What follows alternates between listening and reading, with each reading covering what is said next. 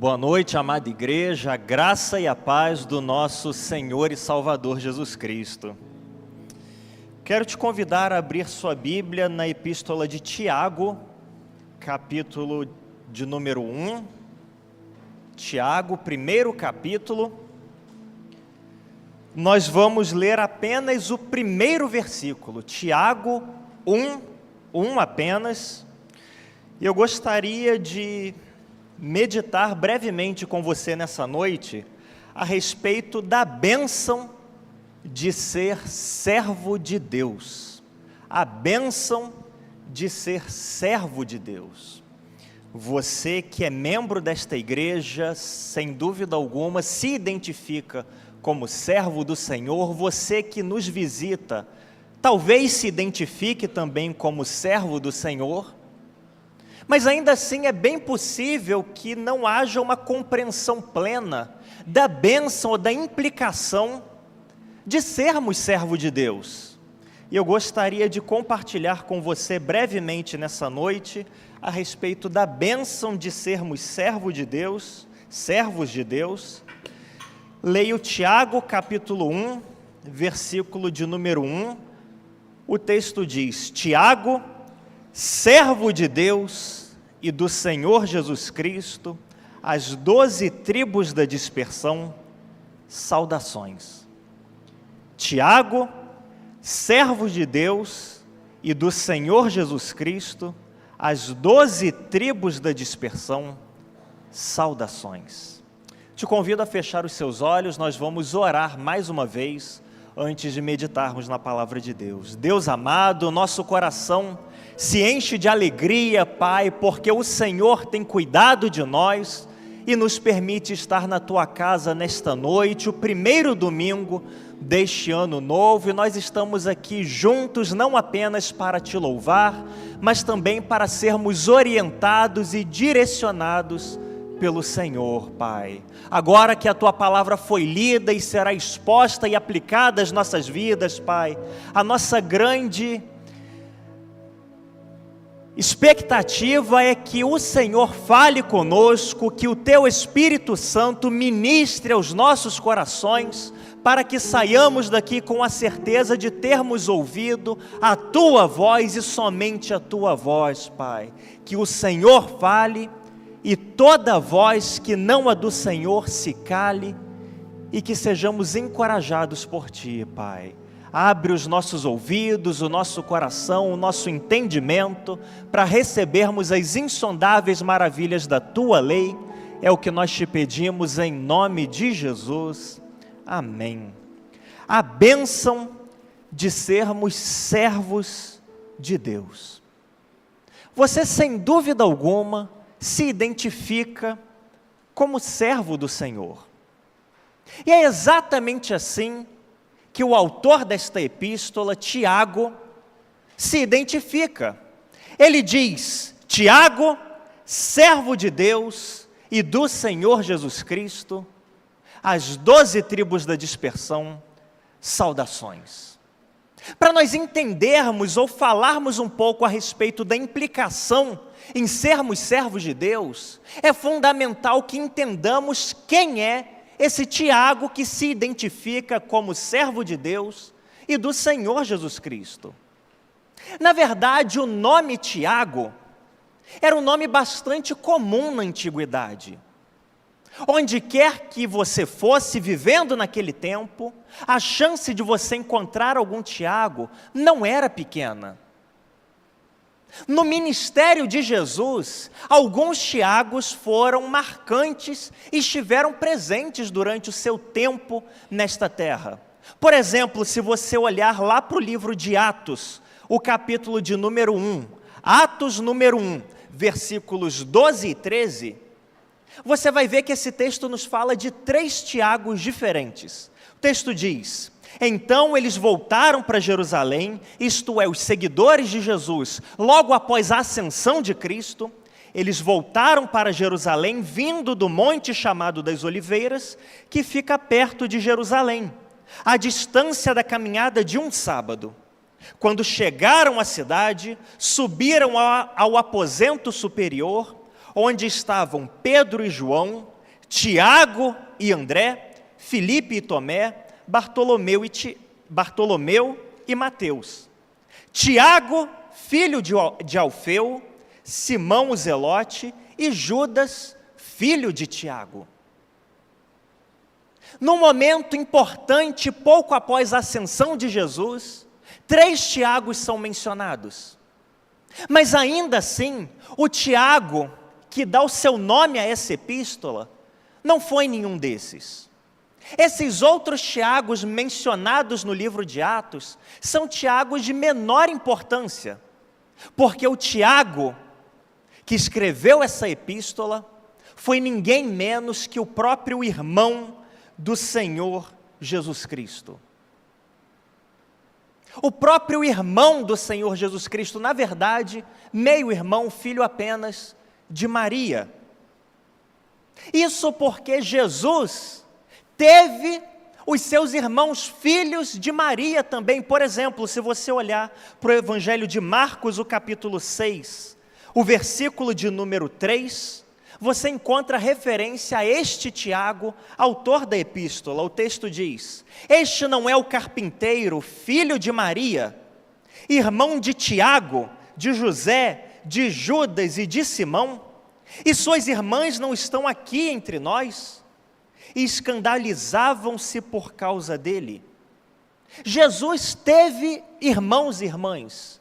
Ele foi concebido de forma virginal, o primeiro filho de sua mãe Maria, mas depois do nascimento de Jesus, Maria se casou com José, e tiveram outros filhos e filhas e constituíram uma família. E assim a gente começa a entender quem foi o Tiago que escreveu essa epístola. Não o filho de Alfeu, não o filho de Zebedeu, não o pai de Judas, mas o próprio irmão do Senhor Jesus Cristo. E isso traz por si só algumas implicações. O fato de Tiago ter escrito essa epístola, sendo ele irmão de Jesus Cristo, significa dizer que ele conviveu e conhecia Jesus desde a sua infância. Quando Jesus era pequeno, Tiago estava lá com ele. À medida em que Jesus crescia e se desenvolvia, entrando na adolescência, este Tiago estava lá com ele, conhecendo Jesus, convivendo com ele. Na verdade, esse Tiago, depois de Jesus, era o filho mais velho. Isso significa que de todas as pessoas que conviviam com Jesus, de todos os seus seguidores, Tiago era o que mais conviveu com ele. Por mais tempo esteve com Jesus. Mas ainda assim, no início do ministério de Jesus, embora Tiago tenha sido aquele que por mais tempo conviveu com Cristo, ainda assim, no início do ministério de Jesus, nem o próprio Tiago acreditava em Cristo. Nem o próprio Tiago cria no Senhor Jesus. É isso que nos diz, por exemplo, o Evangelho de João, capítulo 7, versículo 5. João 7, 5. Nem os seus irmãos criam nele. Nem os seus irmãos criam nele. Lá estava Tiago, vendo Jesus se desenvolver, convivendo com Cristo, mas durante grande parte da sua vida, nem ele mesmo creu no Senhor Jesus. Até que em determinado ponto da sua caminhada, tudo mudou, porque os seus olhos foram abertos, ele olhou para o seu irmão e reconheceu: este não é apenas o meu irmão, filho da nossa mãe Maria, este é o Salvador do mundo, este é aquele que foi enviado por Deus para nos salvar. E a partir desse momento em que Tiago creu em Jesus, os seus olhos foram abertos e ele passou de um homem que não cria no seu próprio irmão a um dos pilares da igreja. A partir daquele momento, ele deixou de ser um homem que não cria nem mesmo no seu próprio irmão, tendo convivido com ele, e passou a caminhar e a conviver com todos os apóstolos. Onde estava Jesus e os apóstolos e milagres eram realizados, lá estava Tiago. Onde Jesus estava curando enfermos, lá estava Tiago. Onde Jesus estava trazendo libertação a pessoas escravizadas por demônios, lá estava Tiago. Na verdade, ele mesmo passou a ser contado como um dos apóstolos. É o que nos diz a Epístola aos Gálatas, capítulo 1, versículos 18 e 19. Paulo dá o seu relato aqui, logo após a sua conversão. Depois de 3 anos, subi a Jerusalém para conhecer Cefas, isto é, Pedro, e passei 15 dias com ele, mas não vi nenhum dos outros apóstolos, a não ser Tiago, irmão do Senhor. Tiago antes era um homem que não cria em Jesus. Agora passava a ser contado entre os apóstolos. Cada vez mais após a sua conversão, foi recebendo destaque e um papel de proeminência entre os cristãos, a ponto de chegar ele mesmo a presidir um dos mais importantes concílios da igreja na antiguidade, o Concílio de Jerusalém, onde cristãos, judeus e gentios se reuniram para debater a respeito da necessidade da circuncisão para aqueles que não eram judeus. Diante então deste concílio, Tiago, presidindo, assume a palavra, e é o que nos diz o livro de Atos, o capítulo 15, versículo de número 13, Atos 15, 13. Quando acabaram de falar, Tiago tomou a palavra e disse: irmãos, ouvi-me. No concílio de Jerusalém, onde os líderes de toda a igreja estavam reunidos, Tiago se coloca de pé para falar. Tiago assumiu um papel de tanta importância que ele chegou a ser procurado pelo próprio Paulo. O grande Paulo procurou se encontrar com Tiago, é o que nos diz o livro de Atos, capítulo 21, versículo 18. No dia seguinte, Paulo foi em nossa companhia encontrar-se com o Tiago, e todos os presbíteros compareceram.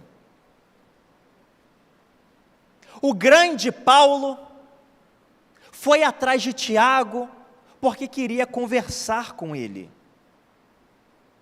Para resumir, este Tiago, autor desta epístola que nós lemos, foi considerado coluna da igreja, um dos pilares, um daqueles que sustentou a igreja durante o seu início e fundação.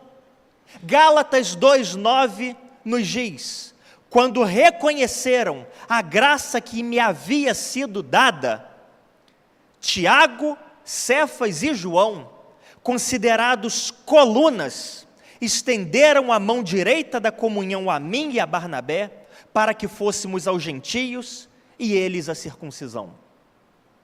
Neste momento, Paulo procura Tiago, Pedro e João, para pedir que eles o abençoassem na sua missão aos gentios. E o texto nos diz claramente que Tiago era considerado coluna.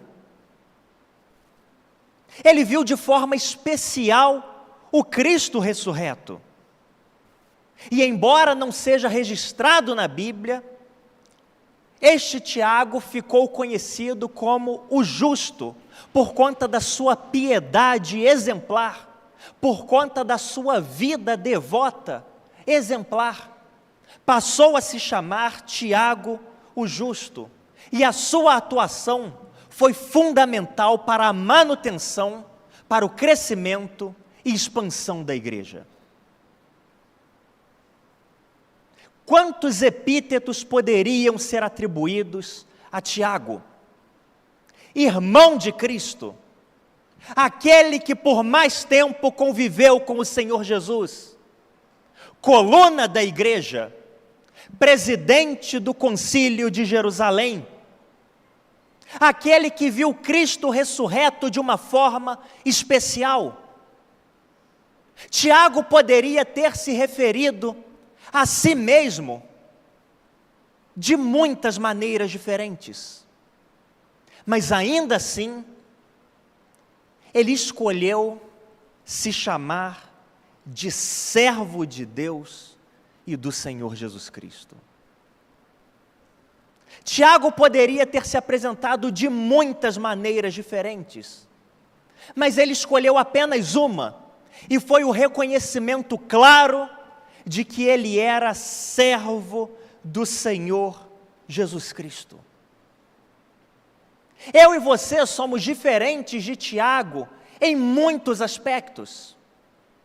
Não somos irmãos de Jesus, não convivemos com Jesus durante a sua infância, durante a sua adolescência, não testemunhamos visualmente o início do seu ministério, não somos considerados colunas da igreja, não presidimos o concílio de Jerusalém, não vimos o Cristo ressurreto. Muitas são as diferenças entre Tiago e nós, mas em um ponto, somos iguais a ele.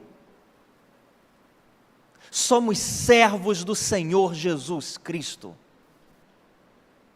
Assim como Tiago foi há tantos séculos, da mesma maneira eu e você hoje podemos nos reconhecer como servos de Deus e do Senhor Jesus Cristo. E isso é muito significativo, porque ao escolher esse epíteto para si próprio, há uma série de implicações que recaem sobre nós. Quando Tiago se identificou como servo de Deus e do Senhor Jesus Cristo, o que ele estava querendo dizer é que todos nós que nos identificamos como servos de Deus e do Senhor Jesus Cristo, ainda que não sejamos coluna, ainda que não tenhamos papel de destaque, ainda que não tenhamos muita relevância no nosso contexto aparentemente, ainda assim há uma série de implicações que nos alcançam e recaem sobre nós. E eu gostaria de compartilhar com você brevemente 3 implicações de sermos servos de Deus e do nosso Senhor Jesus Cristo. Você está comigo até aqui? Primeira implicação, você que se identifica, que se reconhece, assim como Tiago, como servo de Deus e do Senhor Jesus Cristo, isso significa dizer que você é completamente submisso ao seu Senhor. O servo é completamente submisso ao seu Senhor. E essa é a primeira implicação que Tiago quer deixar clara para nós quando se identifica como servo de Deus. Em momento algum ele tentou usar a sua posição como irmão de Cristo para se colocar num papel de maior destaque, num papel de autoridade, num papel de quem tem a fala em pé de igualdade com a de Cristo. Afinal de contas, ele é meu irmão. Tiago, ao se reconhecer e se identificar como servo de Deus e do Senhor Jesus Cristo, ele estava deixando muito claro o seguinte: eu sou submisso a Deus. Ele não é apenas o meu irmão. Jesus Cristo não é apenas o meu irmão. Ele é o meu Senhor e isso significa que eu me submeto a Ele. A palavra dele é uma palavra de autoridade sobre a minha vida. Ele tem autoridade sobre a minha vida. Na verdade, ele é autoridade sobre a minha vida. Porque o servo é sempre submisso ao seu Senhor. Na verdade, a palavra servo, que a maior parte das traduções da Bíblia traz, é uma forma suavizada da palavra que significa literalmente escravo. No fim das contas, para ser bem claro, o que Tiago está dizendo não é que ele é apenas servo de Deus. O que ele está dizendo é que ele é escravo de Cristo. E uma das principais características do escravo na antiguidade é que ele não tinha vontade própria.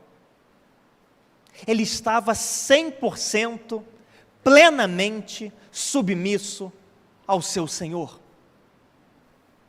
O servo, o escravo, vivia para fazer aquilo que o seu Senhor ordenasse.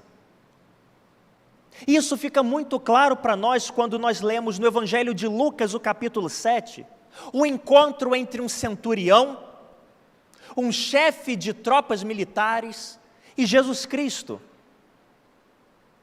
E então esse centurião diz para Jesus, Evangelho de Lucas, o capítulo 7, o versículo 8: eu também sou homem sujeito à autoridade, e tenho soldados sob minhas ordens. Eu digo a este, vai, e ele vai.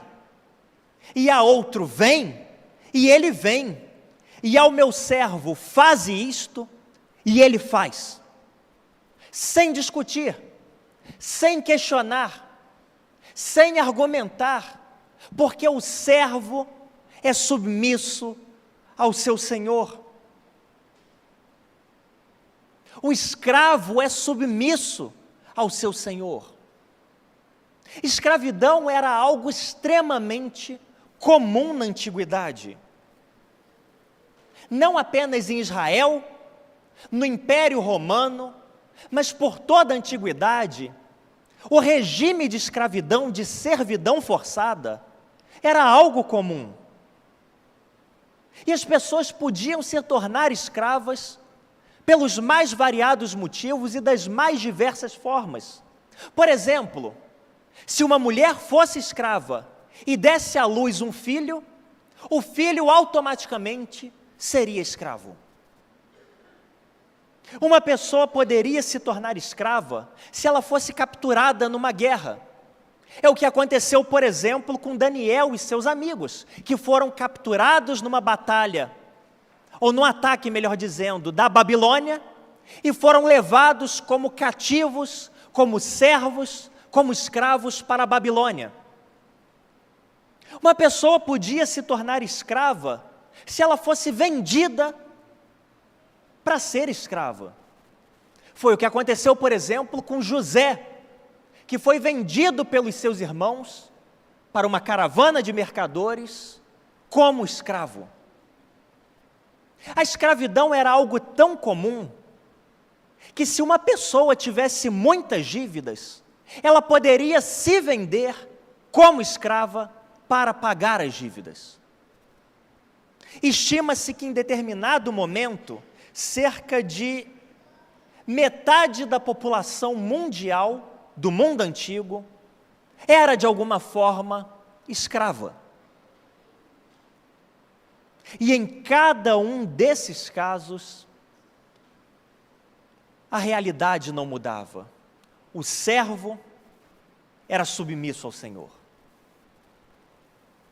No mundo antigo, estimava-se que em determinado momento, cerca de metade da população mundial fosse escrava. Mas quando nós olhamos para essa realidade do ponto de vista espiritual, a porcentagem é ainda maior. Quando nós olhamos para a realidade da escravidão do ponto de vista espiritual, a porcentagem, o percentual é ainda maior. Porque a Bíblia nos garante que todos nós somos escravos. Todos são escravos. Se você não serve a Deus, você é escravo do pecado. Mas se você se entregou a Cristo, você é escravo de Cristo. Você é servo de Cristo. Isso significa dizer que Ele governa a sua vida e não você mesmo. Mas se tem uma coisa que você não é uma pessoa sem Senhor. Ou o diabo e o pecado são os seus senhores, ou Cristo é o seu Senhor. Paulo deixa isso de uma forma muito clara na Epístola aos Romanos, o capítulo 6, versículos 16 a 19, e depois o 22. Romanos 6, de 16 a 19. Todos são escravos, ou do pecado ou da justiça, ou do diabo ou de Cristo, mas alguém vai governar a sua vida.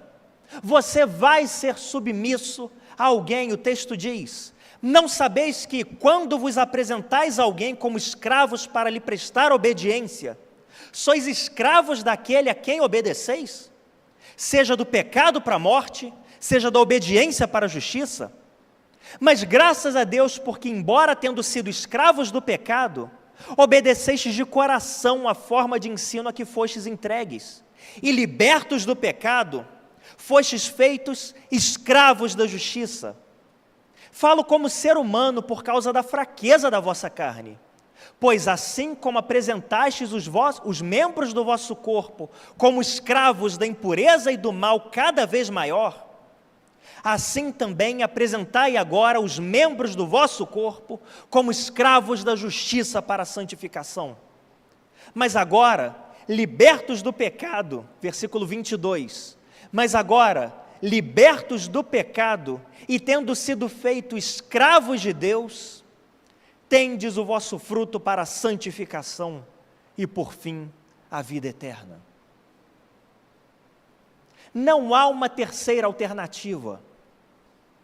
Ou você é escravo do pecado, escravo da desobediência, escravo dos desejos da carne, ou você é servo e escravo de Cristo, que vive em submissão a Cristo, que reconhece a autoridade de Cristo e somente de Cristo sobre a sua vida. Não há terceira opção.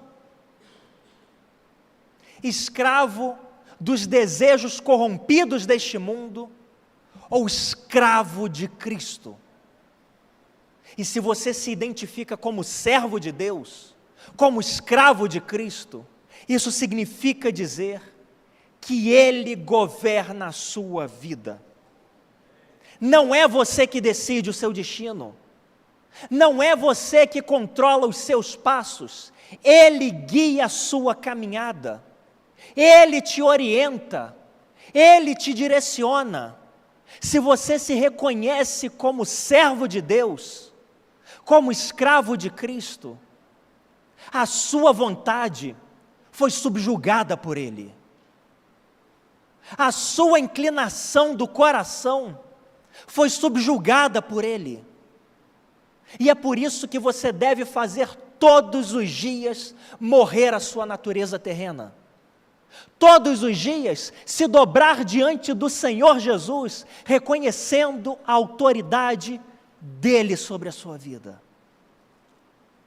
É isso que Tiago está querendo nos dizer em primeiro lugar, quando ele se identifica como servo de Deus e do Senhor Jesus Cristo.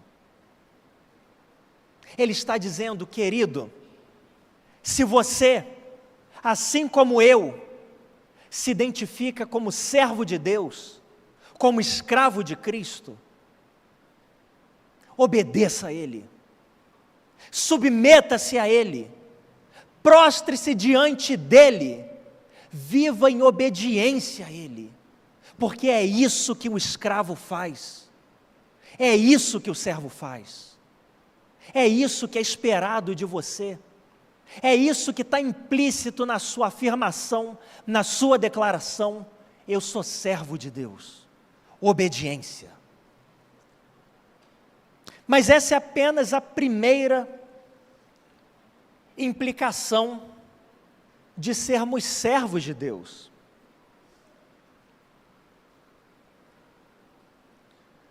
Você está comigo até aqui? é apenas a primeira implicação de sermos servos de Deus. O servo é submisso ao seu Senhor. Segunda implicação é que o servo é cuidado e é protegido pelo seu Senhor durante toda a sua vida. A segunda implicação que Tiago quer deixar clara para nós é que o servo recebe cuidados do seu Senhor. O servo recebe proteção do seu Senhor. O servo é amparado pelo seu Senhor durante toda a sua vida. Quando Tiago diz, Tiago, servo de Deus e do Senhor Jesus Cristo, ele está dizendo não apenas, olha, é Ele que controla a minha vida, mas ele está dizendo também, Ele cuida de mim, Ele me protege, Ele me sustenta, Ele supre as minhas necessidades. Porque se por um lado, os escravos deviam total obediência ao seu Senhor,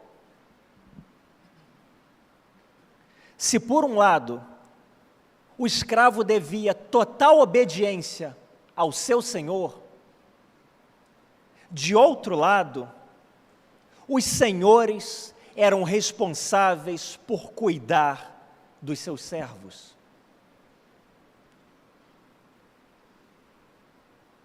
Os senhores eram responsáveis por cuidar dos seus servos, em cada aspecto da sua vida.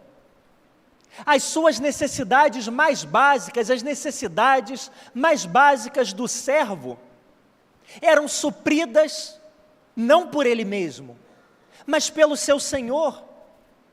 Era a responsabilidade do Senhor fornecer casa para o seu servo, para o seu escravo.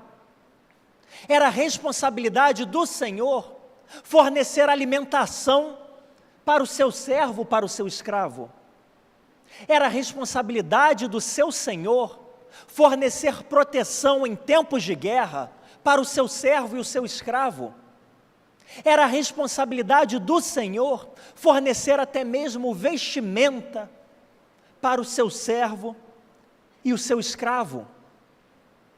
Quando o servo ficava doente, quando o escravo ficava doente, era a responsabilidade do Senhor cuidar dele, até que ele melhorasse e pudesse voltar às suas atividades. Porque o servo era propriedade do Senhor. E isso necessariamente significa dizer que era a responsabilidade do Senhor zelar pela vida do servo, cuidar do servo, de cada necessidade, em cada aspecto da sua vida. O escravo, o servo não estava abandonado à sua própria sorte. O servo, o escravo não estava largado nesse mundo sem ninguém que cuidasse dele, sem ninguém que o amparasse. O Senhor cuidava dele. O escravo, o servo, sobrevivia neste mundo, não por conta da sua própria habilidade, da sua própria capacidade. Ele sobrevivia neste mundo porque tinha um Senhor que cuidava dele. E é exatamente isso que acontece comigo e com você. Se você se identifica como servo de Deus, como alguém que se coloca em submissão total a Ele, isso significa dizer que você tem um Senhor que zela pela tua vida. Isso significa dizer que você não está largado à sua própria sorte neste mundo. Há um Senhor, o teu Senhor cuida de você. Em cada detalhe, em cada aspecto, se você é servo de Deus, o teu Senhor supre as suas necessidades.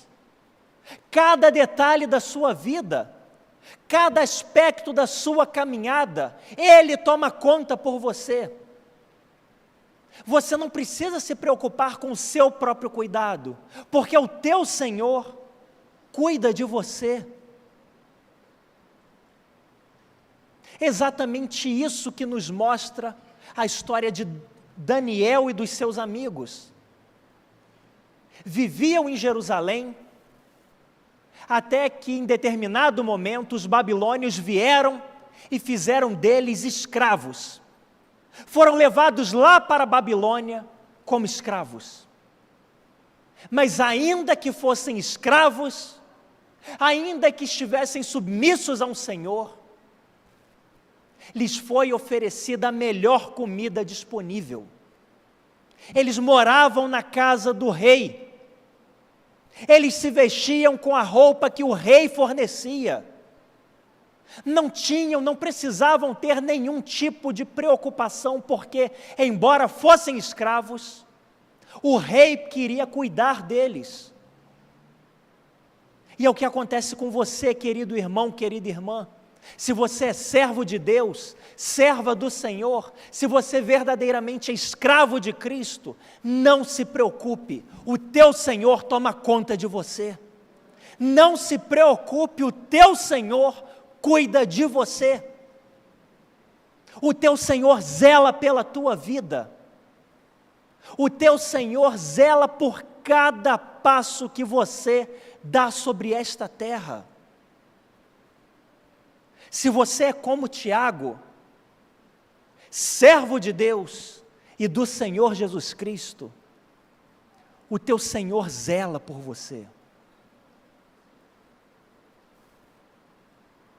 O teu Senhor cuida de você por toda a sua vida.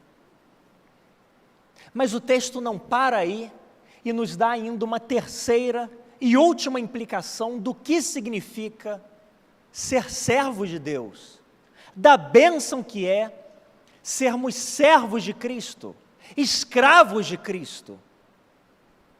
Quando ele se identifica como servo de Deus e do Senhor Jesus Cristo, ele não estava apenas nos dizendo que nós devemos obediência total ao Senhor, não estava apenas nos dizendo que o Senhor cuida de nós durante toda a nossa vida, mas ele estava ainda nos dizendo que o Senhor cuida de nós na nossa morte.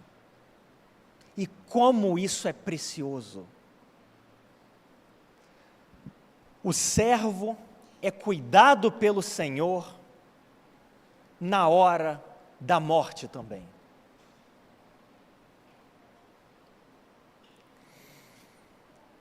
Na antiguidade, no mundo antigo, os senhores eram responsáveis por toda a vida do seu servo. Mas quando o servo morria, quando o escravo morria, ele não era simplesmente descartado. Cuidar da morte do servo, dos preparativos fúnebres do seu escravo, era a responsabilidade do Senhor. De tal maneira que quando um escravo morria, ele não era simplesmente descartado. Na verdade, essa era uma das grandes responsabilidades dos senhores, zelar pelos seus servos na hora da morte. Porque, afinal de contas, por todo o mundo antigo, acreditava-se que, se um morto não tivesse uma cerimônia fúnebre adequada, um sepultamento honroso, ele jamais encontraria descanso eterno. É por isso, por exemplo, que os faraós eram enterrados, eram sepultados dentro das pirâmides, com comida, com riquezas, de tal forma que tivessem provisões para a vida futura. É por isso, por exemplo, que os gregos antigos, nos rituais fúnebres, colocavam moedas nos olhos ou na boca do morto, para que ele tivesse dinheiro para pagar o barqueiro que faria a travessia do rio Estinge, que o levaria ao mundo dos mortos na visão deles.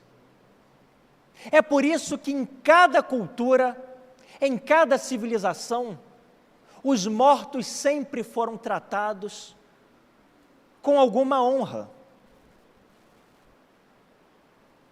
E é por isso que os senhores zelavam pelos seus escravos também na hora da morte.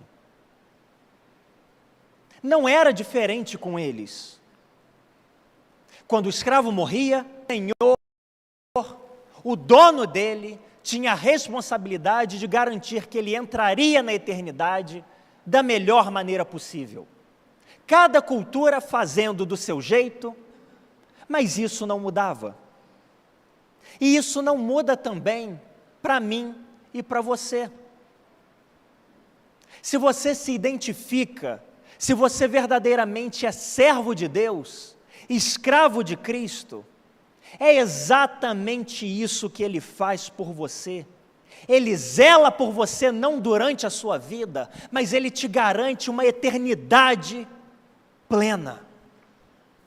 Não apenas Ele cuida da sua caminhada durante este mundo, mas Ele te garante descanso eterno. Se você é servo de Deus, se você se dobrou ao senhorio de Cristo, não apenas a sua vida está garantida e cuidada pelo Senhor, mas a sua eternidade foi provida por Ele, por meio de Cristo, e somente de Cristo, você tem acesso à eternidade ao lado de Deus. Foi exatamente isso que Cristo veio nos garantir. Ele morreu e ressuscitou para que eu e você pudéssemos não apenas ter uma vida plena neste mundo, mas a eternidade garantida ao lado de Deus. E isso só é possível a quem é servo de Deus e do Senhor Jesus Cristo. Essa é a garantia que Ele nos dá. Ele cuida de nós não apenas na vida, mas também e talvez até principalmente na morte. De tal forma que não há motivo para temer a morte, como ouvimos hoje de manhã. De tal forma que não há motivo para você temer a eternidade. Se você é servo de Deus, se você é escravo de Cristo, o teu Senhor zela por você, mesmo em face da morte. É por isso que Jesus nos diz, lá no Evangelho de João, capítulo de número 14, versículo de número 3. Na casa do meu Pai há muitas moradas. Se não fosse assim, eu vos teria dito, pois vou preparar-vos lugar. Na casa do meu Pai há muitas moradas. Ele foi preparar lugar para aqueles que lhe pertencem. Ele foi preparar lugar para aqueles que reconhecem a sua autoridade, para aqueles que se prostram diante da sua soberania. E se você, querido irmão, querida irmã, de fato é servo de Deus, escravo de Cristo, não apenas a sua vida é cuidada pelo Senhor, mas há um lar eterno preparado para você pelo teu Senhor. Pelo teu Senhor. Concluo dizendo, repetindo na verdade aquilo que o apóstolo Paulo disse, lá em Romanos, o capítulo 14, versículos 7 e 8. Romanos 14, versículos 7 e 8. Nenhum de nós vive para si, nenhum de nós morre para si, pois se vivemos, para o Senhor vivemos, e se morremos, para o Senhor morremos, de modo que, quer vivamos, quer morramos, somos do Senhor. Ele é o nosso Senhor, que nos exige obediência, mas que cuida de nós, na nossa vida e por toda a eternidade. Quero te convidar a fechar os seus olhos. Nós vamos orar nesse momento. E eu gostaria de orar com você, que talvez nunca tenha reconhecido Cristo como teu Senhor. Talvez você já frequente essa igreja há tanto tempo, já conheça tantas pessoas aqui, participe de uma célula, mas nunca reconheceu Cristo como teu Senhor. Nunca se identificou como Tiago fez, como servo de Deus, como escravo de Jesus Cristo. E por conta disso, talvez, tem vivido em desobediência ao Senhor, tem vivido não de acordo com a vontade dEle, mas segundo o teu próprio coração, e por conta disso não encontra cuidado nesta vida. Por conta disso anda à sua própria sorte neste mundo, e pior, a sua eternidade não está garantida por Cristo. Eu quero orar com você, querido amigo, querida amiga, que gostaria de reconhecer o senhorio de Cristo sobre a tua vida nesta noite, gostaria de tornar pública a sua fé em Jesus e declarar para o Senhor que Ele e somente Ele é o Deus da tua vida, que não há outro Senhor além dEle, que governa a tua vida, que controla a tua existência.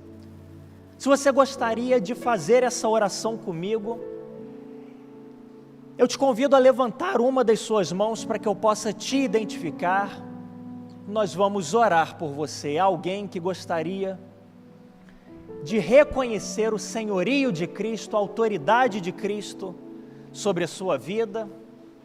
Levante uma das suas mãos, nós vamos orar. Convido a igreja a se colocar de pé.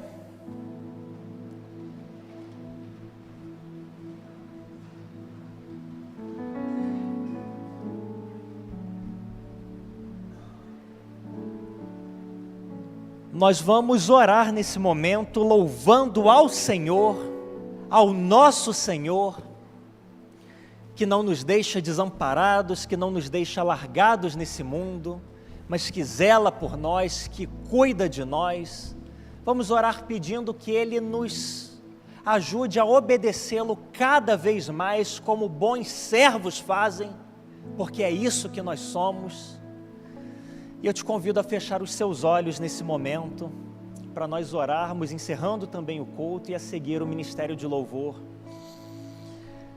Ministrará mais uma canção. Deus amado, nós te louvamos, Pai, porque a Tua palavra foi pregada nessa noite e ela jamais volta vazia, mas sempre cumpre e alcança tudo aquilo para o que foi designada. Nós te louvamos, Pai, porque reconhecemos em Ti o nosso único Senhor, o nosso único Salvador. Nós dobramos os nossos joelhos, Pai, diante da Tua soberania e declaramos que Jesus Cristo, e somente Jesus Cristo, é o nosso Senhor, Pai. Em face dessa afirmação, nós te pedimos que o Senhor nos ajude a sermos escravos fiéis a Ti, servos zelosos e competentes, que vivem em obediência a Ti, somente a Ti, que o Senhor nos ajude e nos leve a fazer sempre a Tua vontade e não a nossa, Pai. Nós Te louvamos porque, como Senhor bom que Tu és, o Senhor cuida da nossa vida, o Senhor provê e supre as nossas necessidades, o Senhor não nos deixa desamparados, e sendo o nosso Senhor bom e fiel, como somente o Senhor é, nos garantiu vida eterna ao lado de Deus, uma eternidade contigo em vida e vida plena, Pai. Nos ajuda a sermos servos fiéis a Ti. E agora que nós chegamos ao final deste culto, Pai, nós te pedimos que o Senhor não permita que nada roube este texto lido, esta mensagem anunciada, mas que, pelo contrário, o Teu Espírito Santo continue trabalhando nas nossas vidas, ministrando aos nossos corações, fazendo brotar ainda muito fruto de servidão ao Senhor, Pai. Nos dá toda uma semana abençoada, uma semana na Tua presença. Desde já prepara os nossos corações para tudo aquilo que receberemos da Tua parte no próximo culto. E agora nós oramos dizendo que o amor de Deus, o nosso Pai, a graça salvadora de Cristo Jesus e a doce consolação do Espírito Santo conosco sejam e com todo o povo de Deus pela face da terra espalhado, desde agora e para todo sempre. Amém e amém. Que o Senhor te abençoe.